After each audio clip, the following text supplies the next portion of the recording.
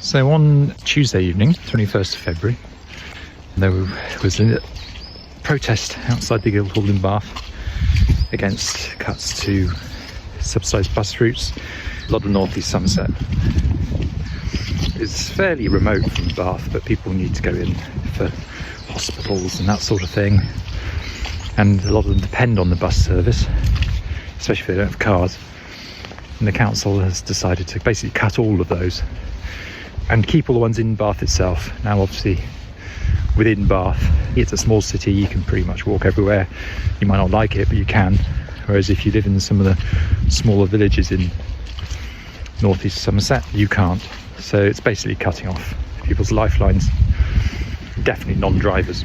So it's a valid thing to protest about. So there's a protest organised for that outside the Guildhall, which coincided with the evening of the full council meeting. Now, unfortunately, this was slightly hijacked by anti-15-minute city protesters, and that brings me really onto my main point for this video, which is 15-minute cities and the strange and very sudden campaign by the right to attack them. Now, in case you're not aware, the 15-minute city concept basically says that everyone who lives in a city, or I guess large town, should have all of the services they need for day-to-day life within 15 minutes of where they live by walking or cycling. So shops, schools, doctor's surgery, dentists, that sort of thing. Pretty much what life used to be like. Now this has brought some very odd people out of the woodwork. Looking at some of the protesters on Tuesday, you saw people with placards saying something like "Democracy Now." It's some sort of coordinated anti-15-minute movement, and it's suddenly been whipped up by the sort of people who went on anti-vax protests. And rather than anything rational, it's about some imagined kind of locking them down into where they live somehow. And then that's mixed with a healthy dose of anti-Semitism. Bear in mind, anything about George Soros is basically anti-Semitism. They're just saying Jews, it's another word for Jews. It's the usual kind of hard right conspiracy theory nonsense that we're getting more and more in everyday life now. And I guess it's always been bubbling under the surface. But the difference now is there's actually been Tory MPs standing up in Parliament saying the same sort of stuff, that this is some sort of great conspiracy to get people to, I don't know, what, stay at home. I don't know who would benefit from that conspiracy of giving you shops and schools close to where you live. But then apparently it's the communists or something. And then there's all sorts of other things woven into it, like some sort of United Nations program. The more you dig into conspiracy theories and the madness around them, the more you just can't really believe that anyone with any kind of sense of logic or intelligence could ever fall for them. It's like the anti-vaxxers.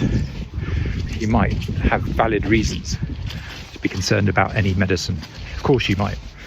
But when people start talking about Bill Gates putting microchips in vaccines, it's so immediately, obviously rubbish that you're amazed that so many people somehow buy into it.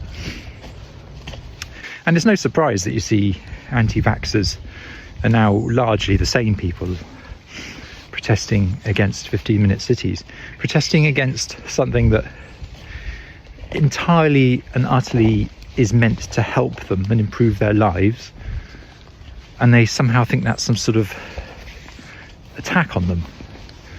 I said to them, what don't you like about the ability to live somewhere where you can access services? And I've had one guy say to me, I prefer driving, I like my car, I don't want things to be close to where I live. And when you're dealing with that kind of logic, it's gone beyond debate. People say to you, oh, you shouldn't dismiss people with these concerns, listen to their viewpoints. But at what point do we say as a society, and certainly as someone in politics, it's not something I want to listen to because it's so clearly nonsense? Why should I waste my time talking to somebody who thinks George Soros wants you not to drive to the shops?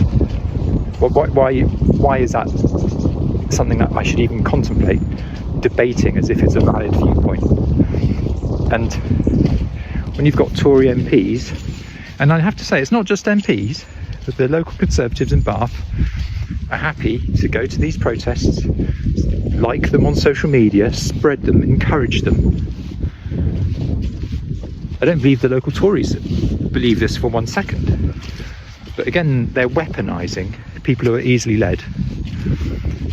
They're weaponising conspiracy theories, just like Trump did. Of course Trump didn't believe that Hillary Clinton was running a paedophile ring from Pizza Express or whatever it was. Trump might be a bit of a fool, but he's not entirely a fool. He's calculating, and he knows how to run an army of fools for his benefit. And it's the same here. Local Tories want you to forget what they do as a party and what they do nationally as a party. Try and distance themselves locally, but ultimately, when everything is going so wrong, it suits them. And instead of people being on the street saying, why is it taking 8 hours for an ambulance to arrive, if there's people on the streets instead saying, we don't want this thing that will help us, and here's this mad conspiracy theory, if they're on the street saying that, they're not actually protesting about something the Tories have done.